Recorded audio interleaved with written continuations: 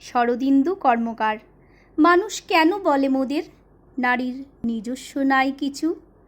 আমি তো দেখি জগৎ চলে নারীর পিছু পিছু। বাপের ঘরে লক্ষ্মী আমি, স্বামীর ঘরে অন্নপূর্ণা। ছেলের ঘরে জননী আমি ছাড়া সংসার অসম্পূর্ণা। আমার থেকে আপন করতে আর কি কেউ পারে? বাপের ঘরকে ছেড়ে এসেও পরকে বাঁধি ঘরে। গোত্র থেকে গোত্রান্তর যদিও আমি হই, তবুও যেন জননী রূপে সকল দুঃখ সই। ভারত মাতা সেও নারী, নারী জগদ্ধাত্রী।